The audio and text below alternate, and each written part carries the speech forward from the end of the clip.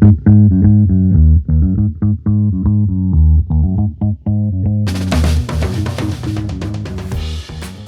for joining the Everything and Anything in a Bit Gay podcast. Today I have a guest, Laurelann Porter. Laurelann is a shamanic artist. Did I say that correctly? Shamanic artist. Shamanic artist. Yeah. And she has a really interesting kind of background in what she's doing. And I'd love to tell her story about different kind of healing retreats and those type of things, and she'll kind of go into that a bit and explain it to you, because I think it's so interesting, and it's something that I would like to do actually one day. So welcome to the show, Laurelann. Oh, thanks. You're welcome. So I think probably the way I want to start this story is just really to talk about how I found ayahuasca for the first time. Okay. And what the circumstances were surrounding that. So I had known for years that I wanted to do it. Okay. But I also sort of sensed and knew that I didn't want to do it just any old way, and I didn't want to just do it with any person. I wanted to be very conscious and mindful about, where I was doing it, who I was with, and things like that. So at the time, so let me back up just a little bit. I imagine everybody had their own crisis in 2020, right? With the pandemic. Yes, of course. I had mine. Yeah. And when I was coming out of that crisis through some deep healing, through shamanic energy medicine, through dream work, and when I kind of started to realize how I was going to make some really radical shifts in my life. Okay. Within a year, we sold our house in Arizona, bought a house in Erie cash, so we have no mortgage. Wow. And I was able to go to Brazil for a year. Oh, and my mother died, all right at the same time. Oh, wow. So you had a huge life change. Yeah, it was like all the things that could shift are going to shift right now. Yeah. So I was able to pay for a house in Brazil on the beach for about a year. I've been going to Brazil for years. Both of my ex-husbands are Brazilian, so I have connections there. And so what I did is I rented this big house, and I thought I was going to be making my money doing an Airbnb, right? I was like, oh, I'm in Brazil. I'm in this beautiful place. I've been coming here for years. I know the people. I know the language. I know the culture. And somehow that wasn't what happened. Somehow I kept being called to music. And I've been a singer my whole life, right? And I think it's one of those things where I've been a singer professionally, but it just never took off. And so I always went and did the normal standard thing you're supposed to do and tried to follow the rules until I saw that the rules and the systems and structures were totally broken and I needed to reinvent my life. So I knew just from the people I was meeting, I knew that there were folks who had connections to ayahuasca retreats. Okay. And so I kind of was like, oh, let me know who's doing it. And I sort of started to sense who was going to be a good guide and companion. And so this person I was working with, he was a guitar player. And for a little bit, we thought we were going to do some music together. So we were rehearsing some music together. He had just come back from, I think it was like a 6-month residency in the Amazon with the shamans. And so he had been learning a lot of the sacred songs. He had been, really immersed in the culture. And so he was like, oh, I'm organizing a ceremony, an ayahuasca ceremony, and I'm bringing this guy from the Amazon. And I'm like, great, this sounds like the perfect opportunity. Yeah. So that experience, and when they tell us in our shamanic training that you don't actually need any of these plant medicines to achieve the same level of enlightenment and consciousness. It is true, but I really enjoyed learning that for myself. Like I needed to know for myself. And so I'll tell people that you don't actually need plant medicines to get where you need to be. Okay. But for me, it's kind of like a super turbocharged pathway. And were you nervous before you went to this ceremony, though, at all? Just because, it's the unknown in a way? Or did you feel There's always a little bit of that. Yeah. But I had talked to enough people that they gave me, of course, the one that everybody worries about is, am I going to throw up? Right? Because and the first time that I did ayahuasca, I actually did not. And so I felt really grateful that I didn't, people all around me were.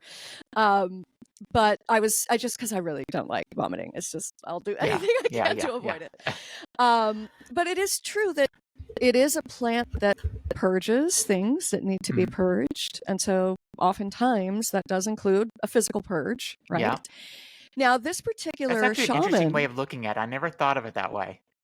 oh yeah, absolutely. And they look at that. They say, oh, if you need to limpar, so if you need to clean, they just say, please go clean over outside Yeah. of the circle where everybody Interesting. Yeah. is. Yeah. Okay. And that when you think about the way the sacred plant medicines work, is they have their own spirit, they have their own consciousness, Hmm. and they will communicate with us in ways that are, unexpected to our normal everyday reality.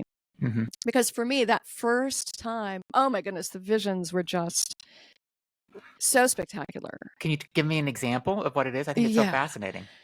Yeah.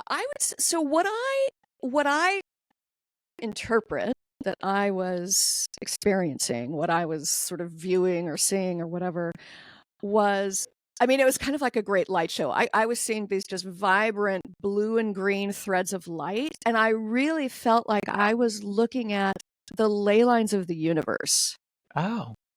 It was like I was like, oh. And some of them were really sort of thickly woven, and others were like one thing going way out into the middle Yeah. of I Yeah. don't Yeah. know where. Yeah. Then I was also able to see the vibration of the sounds, because there was music going on all night long. And so I was Okay. actually able to see sound waves. Wow. And then of course in all of this, I also saw this really sort of beautiful illuminated figure. And this is a figure that has come to me in various ways before, and I just asked, "Who are you? What are you?" And the Yeah. response was, "I am you and I am everything." Oh, interesting. Yeah. And I'm like, okay. And I have met that consciousness before in another shamanic vision without Yeah. any plant medicine at all. And the response was, I am you and I am everything. And it was like, okay, that's a really direct message. That's a Yeah. really direct, and it allowed me to understand that consciousness, we have our consciousness, but we Mhm. also have access to collective consciousness. Yeah. And, It different must people make have did it make you I'm sorry. Did it make you think though of things differently, how the world is works? Like after yeah, this? I mean, yeah. Um, yes, yes. And I will say that it happened in probably a slightly different way for me than it did for most people. I know a lot mhm, of people, they'll go in and they'll say, oh, I had to meet my demons or my father's mhm, ghost, mhm. or, and so they have to work through that and they come back, sort of healed on the other Yes. side of that, so that whatever that emotional wounding or trauma was can be released. For me, this particular shaman who led the ceremony, he also included in that weekend I forget the name in his language, but I call it birdsong medicine. Okay. So it's hampaya, I think is the name of it. So it's based on a pepper plant, and Okay. the pepper plant gets put under your tongue. So this would have been, I think, 2 days after, or the day after the ayahuasca ceremony. The pepper plant gets put under your tongue. You sort of let it spend 15 minutes dripping out, and then you follow what they call a bird diet for Okay. 48 hours, which is, basically eating like a bird for a couple of Yeah. days. So, Yeah. and really intending that, so this medicine for his people is the way to call in their song, Oh. to bring their song into the world. Mhm. So what happened after that? I had the most prolific songwriting period of my life. Wow. Like for a while there, I was getting up and just writing a new song a day. Wow. And Isn't I that had that's so never, interesting? yeah, it really, so for me, it opened up not just my view of the world, which I had already been Yeah. shifting and crafting through these healing practices, but it opened up the channel for the music. Did anything else change in your life after that first ceremony though? Like I mean, it sounds like I mean, maybe because you weren't throwing up, you didn't have that much stuff to kind of I guess have to get rid of in some ways. But was there any other major changes that you had? Yeah, and I think because there were so many changes in my life already going Yeah, yeah. on, what it did is it helped me find that music is part of my medicine as a shaman, which I don't think I had realized before. Okay. People had told me in my sessions, because I sometimes would sort of just sing and do vocalizations, and they're like, oh, keep doing that because that's really helping all the other stuff Yeah. you're doing. And so what I suspect has been going on for me personally is it sort of hyper laser focused my life's purpose. Okay. Wow. And yeah, in a weird way, even though my life from an outsider's perspective might seem really scattered because I've done this and I've done that and I've had almost like 3 different careers. But now I think perhaps from having done that, or perhaps all the other work I've been doing, now I see how all these weird threads of my life are now coming together to weave into this person that I am, this thing that I do in the world.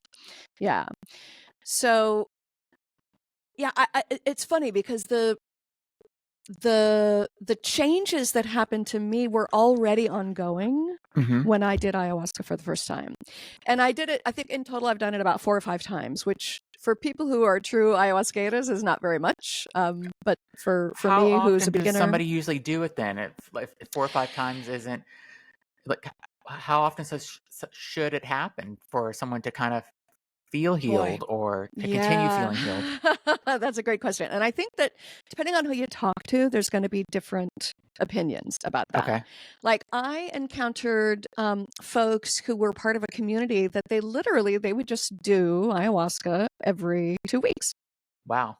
Every 2 weeks on a Saturday night, the community would get together and they would do a ceremony. Is it less intense for them then after they start? Yeah, I feel like it's got to be. It can't be as intense if you're doing it, every 2 weeks compared to doing it once a year.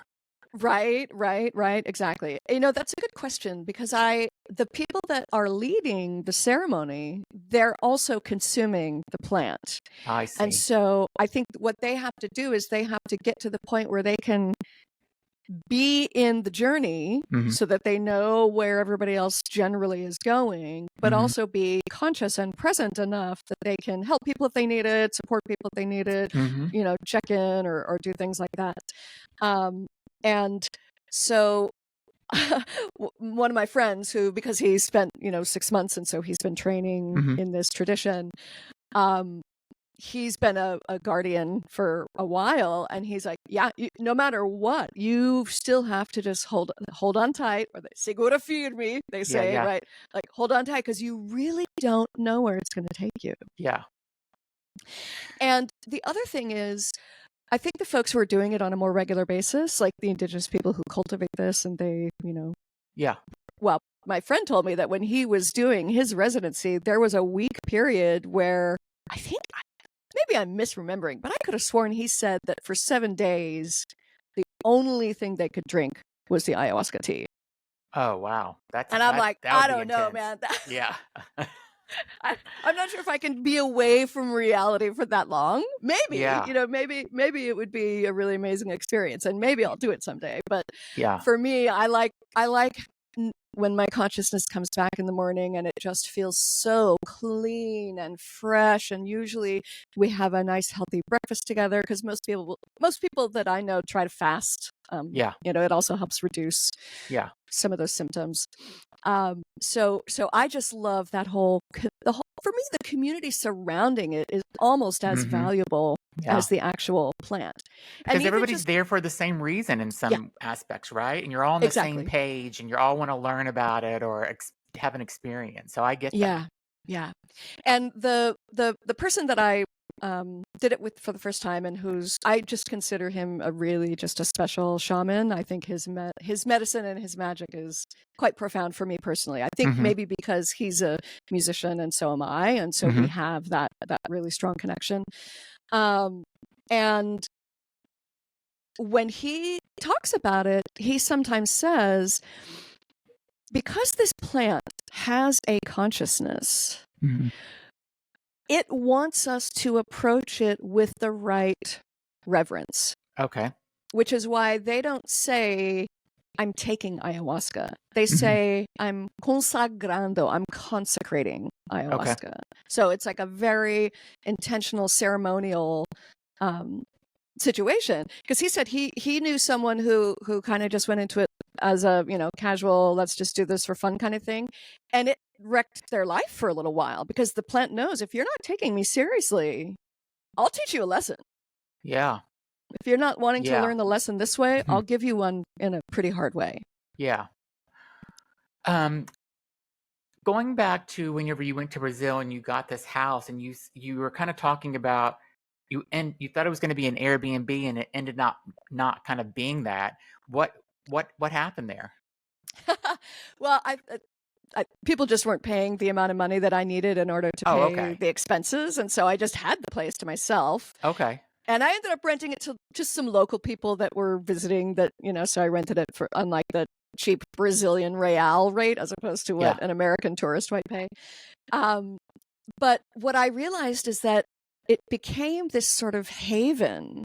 So like my fellow musician friends were coming over all the time. Everybody was like, oh, this place has such a good vibe. So we would just sit on the patio and make music together. And every time I didn't know what to do, because I was still, I had just walked away from my job as a university professor to kind of make this whole big change in my life. Mm-hmm. And so there were a lot of times when I was like, I really don't know what the fuck I'm doing here, what's happening, right? Yeah. Every time I didn't know what to do, I was guided to music. And even to the point that I'm a recovering workaholic, by the way. I don't know if you can relate to that.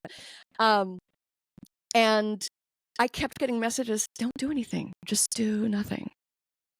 And so there was one day I was like, okay, I know, right? Okay, well, I'm going to do nothing. I was like, I'm just going to go to the beach. I'm just going to sit on the beach just by myself. And I'm just going to, and some guy walked up and I think he might have been selling something, but he was just a nice guy. So he sat down. We shared a joint. I'm like, great, you're my friend now. Like, let's just hang out. And just the conversation we were having it had correlations to conversations that I've been having with a lot of people around town. And as I was sitting there having that conversation with him, another song came through. And it's this song that talks about, it's called 10 Reais is the New Real. And it talks about how communities like this are experiencing inflation in ways that, the people with money just don't even really pay attention to. Yeah. But, like the cheap place that we used to all go get lunch for $6 is now $16, and then like beer used to be, 6 reais a bottle, and now it's the minimum is 12, and the workers' salaries are not going up. Yeah. So it was like, and then I ran into him some other time, and I was like, "Hey, the conversation we were having, it's a song now, right?" Oh, did you sing it to him? Yeah, I did. Yeah, and it's on Spotify now, so if anybody wants to hear it, okay, good. Yeah, well, I will. So I'll give your website at the end, but can they get to it through your website as well? Yes, actually, you know what? That particular song we released under the artistic name of Blue Angel Bandaji Blues, because I had a blues band while I was there. Okay. So it's not on my website, but I think I can add it, because I have a page for my website that says music. You can find our album from 2020, Comfort Food. The Rhythm and the Flavor is what I go by with my partner. I have a solo album, and that solo album, Soul Journeying, that's the one that really came out of this whole experience of the ayahuasca journey, the song medicine, how I was able to bring all those songs into the world. Wow. So yeah, you should be able to find that. If you can't find Blue Angel, reach out to me and I'll send the link. Okay, that sounds good. A question I have is like, so, going to Brazil or Peru or somewhere like that is usually where people go to do ayahuasca and to do these ceremonies. Do you ever think that this should become more mainstream? Because it seems to be so helpful for people, life-changing in a lot of ways. Yeah. And I mean, and could it even be mainstream without being so regulated, I guess? Yeah, that's the real trick. And I do have some thoughts about that, because I have heard stories. I've never experienced it myself, but I have heard stories of people here in the United States doing ayahuasca with someone here. And I have no idea whether it was someone who's part of that indigenous culture or not, or whether it was someone else. But I've heard of people having really harrowing experiences. Yeah. And so for me personally, my personal preference is I will only do ayahuasca when I know that the people I'm receiving it from are the culture that's been cultivating this plant for thousands of years, right? Okay, that And makes that's just sense. me personally. And that's also one of the reasons why I won't lead the ceremony. I'm very happy to be someone's companion Mm-hmm. because I'm told I have a very powerful presence when people are in that space. Mm-hmm. I've also been told that when I sing with the shamans, angels come down and sing with me. So I'm like, okay, so Yeah. I can be present and I can support people. So, but for me personally, I feel safer and I feel better knowing that the people who've been cultivating this, because it is a spiritual thing, Mm-hmm. that they're the ones that get to be in charge of it. If somebody went in and kind of they didn't, let's say, I don't know, I could see somebody going in, a younger, I don't know why I think it would be a younger person, but a younger person would go in and they just want to, they think, oh, I just want to do this to get hallucinations and to get high or whatever. Are they going to have a bad experience if that's what they're thinking they're going in for, and they're Possibly. not going in for the Yeah. right reasons, for like healing or to have Yeah. some life changing? Possibly. I mean, like I said, like the people that do it on a regular basis, they seem like they're just love doing it. And so it Yeah. becomes part of their experience. I Mm-hmm. don't think they're doing it just to party. Yeah. But yeah, I do think that it's got, someone equated it to acid also. Like you don't want to drop acid willy-nilly. Yeah. Like you want to make sure that your conditions are safe and comfortable, Mm-hmm. and that you're not in some crazy new weird environment where your Mm-hmm. reality shifting might cause some panic, right? Yeah. And so I think that any time, and even with mushrooms, right? Like mushrooms, I've been doing a lot of microdosing, and occasionally I'll do, kind of a full dose just when I feel like I really need to. So tell When me I need about that, because I think Yeah. I keep hearing, so it's legal in Canada now. They're selling mushrooms like they are in dispensaries here, like where I live in Massachusetts, and I think it's fascinating that people are doing microdosing. I have a friend that's doing microdosing, and it's part of her everyday routine. Right. I'm sure she does it. She takes more and she does higher doses sometimes whenever she wants to experience something different. But I think that's like it feels like it's an untapped healing, or it feels like it's untapped, in mainstream almost. Yeah. And I know people. So tell me about microdosing and about your kind of the experience you had whenever I've never done Yeah. them. I've never done mushrooms or Well, and I microdosing. have done them recreationally. They are pretty fun recreationally, and I Like, have what was your done them experience with medicinally. them? Like, what did you experience? Well, the first time I did mushrooms, the hallucinations were pretty wild and fun. I just loved seeing the texture of things come to Mm-hmm. life. Okay. So that's that. And also I find mushrooms to be a really, really heart-centered, loving substance. Okay. So the lessons that I get from mushrooms are much gentler than what I might get Mm-hmm. from ayahuasca. They tend to be, for me personally, they tend to be messages very rooted in love and compassion. Mm-hmm. So when I'm doing a full dosage, it's usually because I'm feeling like I'm out of alignment, or I'm getting some bitterness developing, or I'm, feeling a bit stuck or lost. Mm-hmm. And mushrooms really help me to remember the support, remember the love, remember. And again, for me, it's so important to have good sound going on. Yeah. Like, actually, if you listen to my album Soul Journeying as your first hour of a mushroom trip, it can really set you on a beautiful And journey. how long does a mushroom trip last? Like, if you're, I think it's like 4 hours or so. and do people, is it similar to ayahuasca where you could throw up and you could have bad hallucinations, or is it usually not like that? I have never experienced that. Okay. But I mean, anytime you're consuming a large dose of something, you can risk throwing up. Yeah. But it's never happened to me on mushrooms, and I don't recall knowing anybody that it has happened to.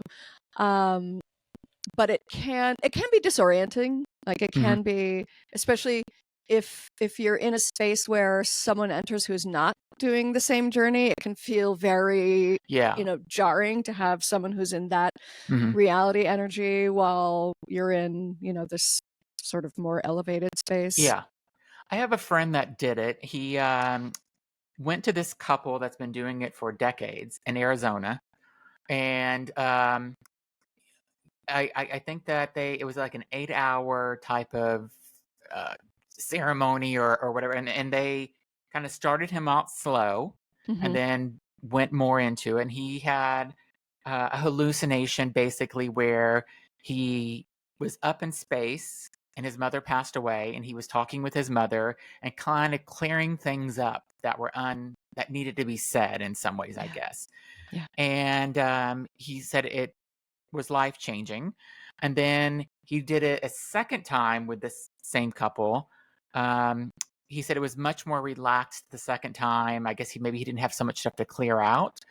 And then now he does microdosing and he feels like, he's a new person in a lot of ways. So Yeah. I could see how that would happen because the studies have shown that it's so beneficial for people with depression. mhm, It's so beneficial for people with PTSD of any mhm, sort. And so I think you're right. I think there is something about when you this is why I always try to do a cleanse for a few weeks before I mhm. engage in any plant medicine, is because Okay. I want my experience to be as light and as positive and blissful as possible. Yeah. It's like if you were going to go to a sauna right after eating 3 cheeseburgers and a pizza, Yeah. you're not going to feel good. Yeah. Yeah. Exactly. Yeah. That makes total sense. I could see mushrooms becoming mainstream, though. I think eventually, maybe because I think that since Canada did it, maybe the U.S. will finally catch up and do it at some Yeah, point. I would love to see that. If I don't know if you've probably already seen the documentary. I think it was on Netflix. Yes, I did see How it. to Change Your Mind, right? Yeah, it was Yeah, it was an fantastic. that's why one of the reasons why I got interested in this whole thing. I mean, I was interested in it before, but that really there's some life changing moments, and I Yeah. think that mushrooms are legal in Oregon or will soon be legal in Oregon. I don't know. I'd have Yeah, to go. and I think I'm not going to say exactly, but there are ways and channels Yeah, that yeah, I'm sure. things can come to Yeah, you when you need them. Yeah. yeah. So, kind of if you have a kind of goal, kind Mhm. of a goal that's not so far away, and then maybe a goal later, and like, what's your goal?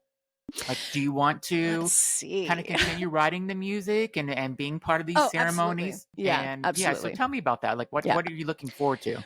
Well, there is an opportunity. I was actually supposed to be going to Brazil next week, and something happened. I don't remember specifically what it was, but they had to postpone. And this is with the shamans in the Amazon rainforest.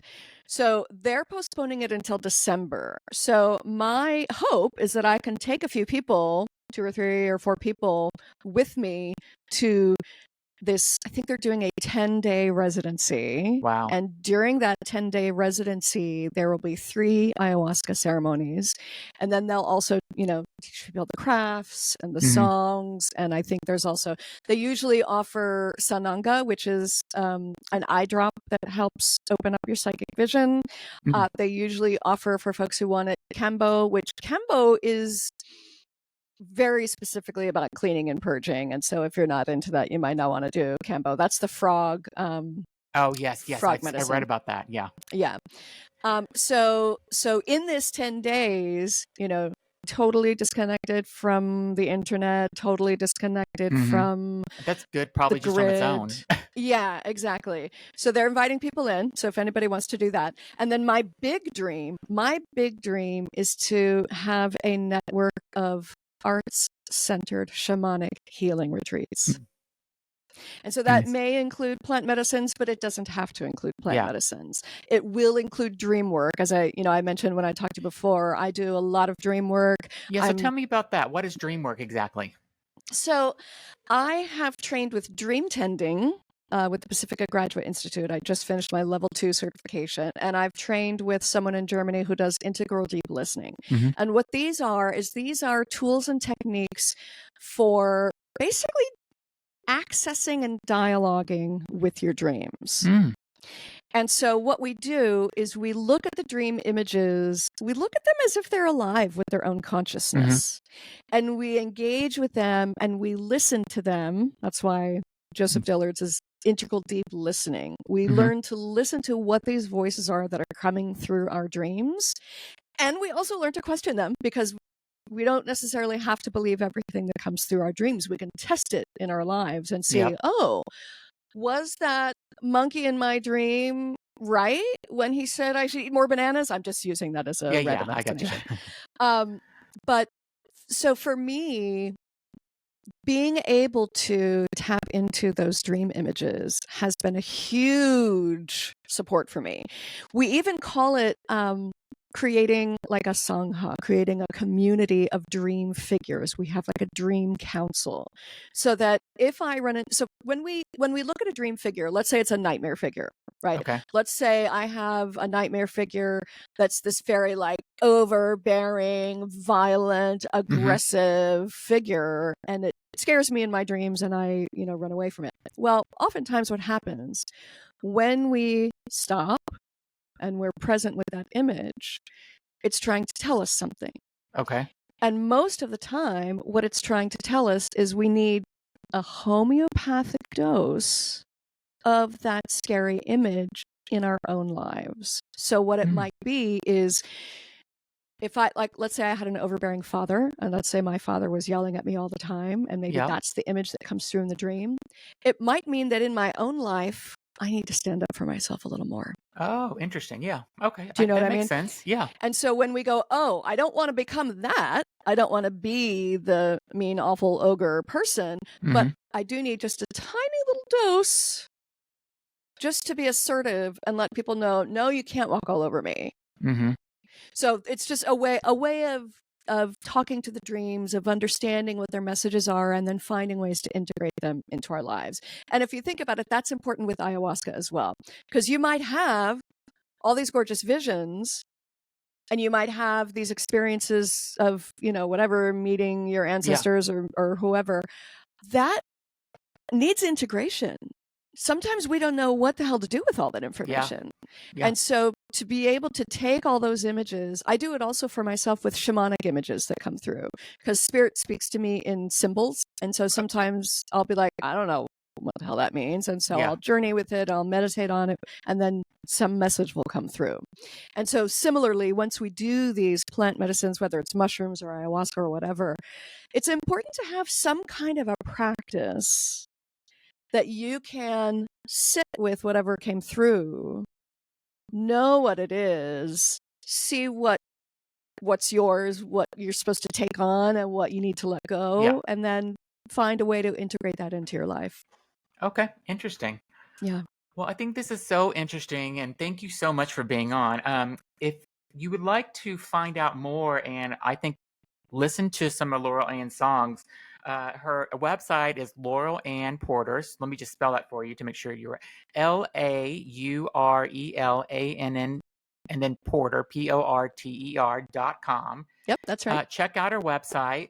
And did they have a way? Can somebody contact you on the website if they wanted to? Is there a way to do a contact us on there? Yeah. I think there's a pop-up that puts you onto my mailing list. And I think my email address should be on there somewhere as well. Yeah, so if you have questions about this, because again, I think this is so fascinating, and if you have questions, reach out to Laurellann and ask her a question. So, but thank you so much for being on. This was fantastic. Thanks for having me. Yeah, and go to her website, check it out. I'm going to check it out as soon as this is over. So thank you so much.